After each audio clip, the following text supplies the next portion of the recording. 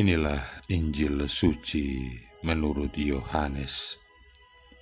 Pada hari Minggu Paskah, setelah mendapati makam Yesus kosong, Maria Magdalena berlari-lari mendapatkan Simon Petrus dan murid yang lain yang dikasihi Yesus. Ia berkata kepada mereka, "Tuhan telah diambil orang dari kuburnya, dan kami tidak tahu di mana ia diletakkan." Maka berangkatlah Petrus dan murid yang lain itu ke kubur. Keduanya berlari bersama-sama, tetapi murid yang lain itu berlari lebih cepat daripada Petrus, sehingga ia lebih dahulu sampai di kubur. Ia menjenguk ke dalam dan melihat kain kafan terletak di tanah, tetapi ia tidak masuk ke dalam. Maka tibalah Simon menyusul dia dan masuk ke dalam kubur itu. Ia melihat kain kafan terletak di tanah, sedangkan kain peluh yang tadinya ada di kepala Yesus tidak terletak dekat kain kafan itu, tetapi agak di samping di tempat yang lain dan sudah tergulung.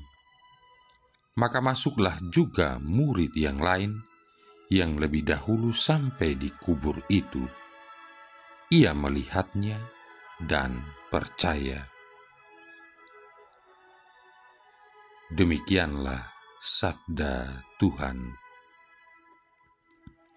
Saudara-saudari yang terkasih, kelahiran Yesus merupakan sebuah langkah ke depan yang menentukan dalam karya Allah untuk menebus suatu umat yang terpisah dari dirinya disebabkan oleh dosa. Melalui kehidupan, kematian, dan kebangkitan Yesus, umat Allah menemukan keselamatan. Santo Yohanes Rasul yang pestanya kita rayakan pada hari ini, dengan mendalam merasakan akibat dari relasinya dengan Yesus. Yohanes dan saudaranya Yakobus, sebelum menjadi murid-murid Yesus, adalah nelayan-nelayan yang bekerja untuk ayah mereka yang bernama Zebedeus.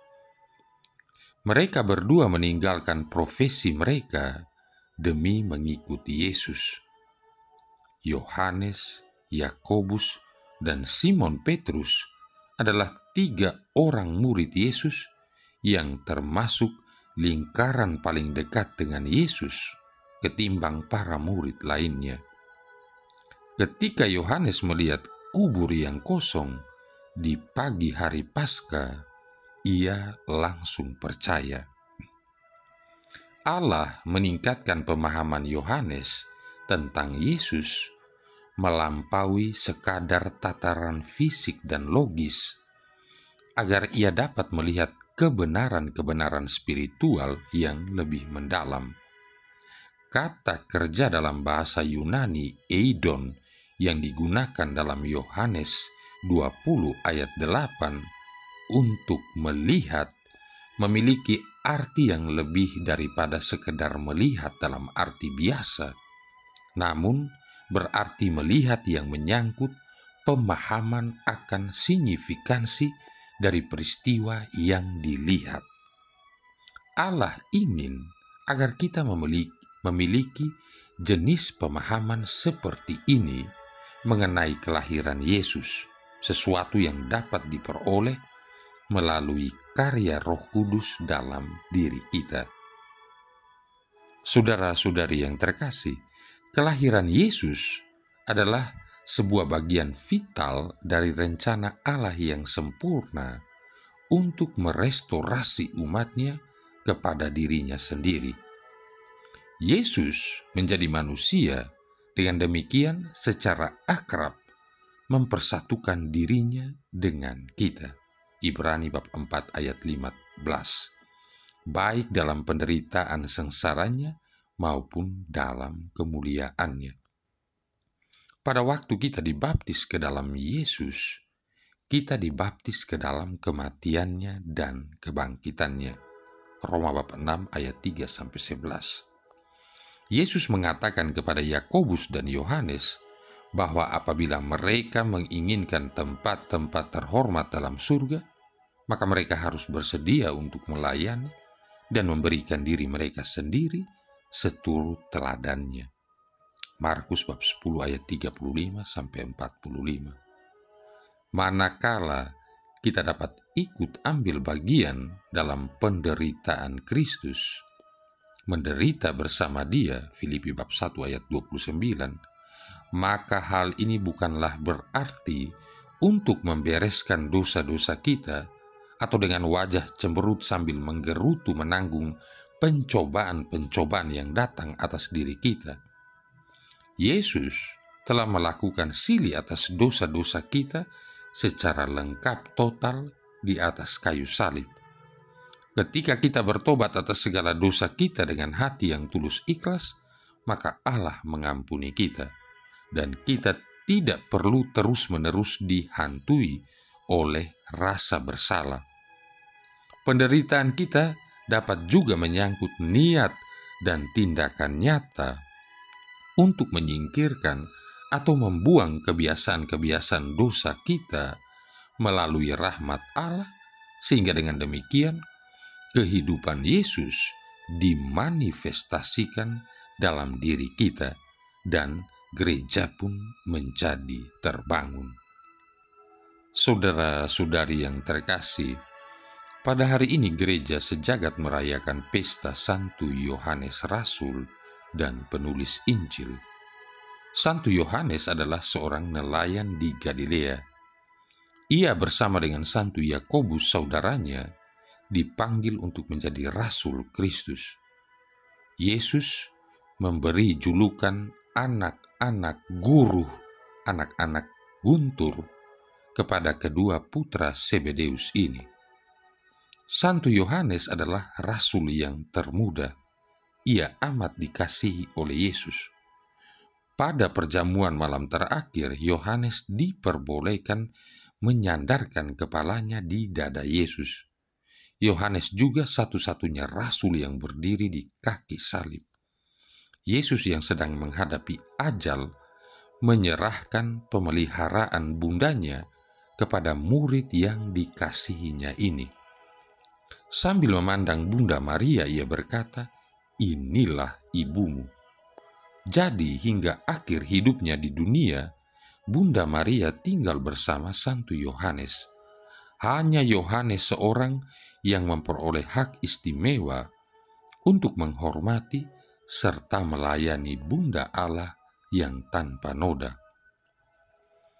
Pada hari Paskah, pagi-pagi sekali, Maria Magdalena dan beberapa wanita membawa rempah-rempah menuju ke makam Yesus untuk meminyaki tubuhnya.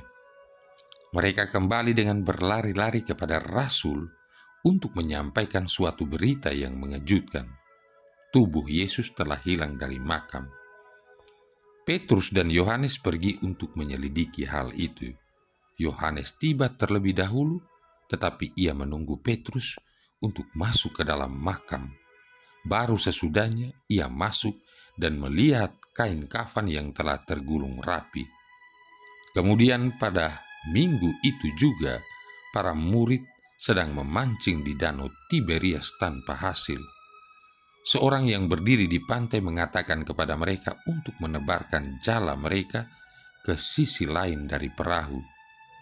Ketika mereka menarik jala mereka kembali, jala itu penuh dengan ikan besar. Yohanes mengenali siapa orang itu, maka segera berseru kepada Petrus, "Itu Tuhan." Dengan turunnya Roh Kudus, para rasul penuh dengan keberanian baru. Setelah Tuhan Yesus naik ke surga, Petrus dan Yohanes menyembuhkan seorang lumpuh dalam nama Yesus. Yohanes hidup hampir seabad lamanya. Ia sendiri tidak wafat sebagai martir, tetapi ia sungguh menempuh hidup yang penuh penderitaan. Ia mewartakan Injil dan menjadi uskup di Efesus. Di tahun-tahun terakhir hidupnya, ketika ia tidak lagi dapat berkhotbah, para muridnya akan membawanya kepada jemaat Kristiani. Pesannya yang sederhana adalah, anak-anakku, kasihilah seorang akan yang lain. Santo Yohanes wafat di Efesus sekitar tahun 100. Marilah berdoa. Allah Bapa Maha Luhur dan Maha Pengasih, Engkau mewahyukan rahasia agung sabdamu dengan perantaran Rasulmu Santo Yohanes. Terangilah kiranya akal budi kami, agar sanggup memahami ajaran luhur dan dalam yang diwariskannya kepada kami. Dengan pengantaran Yesus Kristus Putramu Tuhan kami, yang bersama dengan Dikau dan Roh Kudus hidup dan berkuasa, satu Allah sepanjang segala masa. Tuhan memberkati kita sekalian, Bapa, Putra, dan Roh Kudus.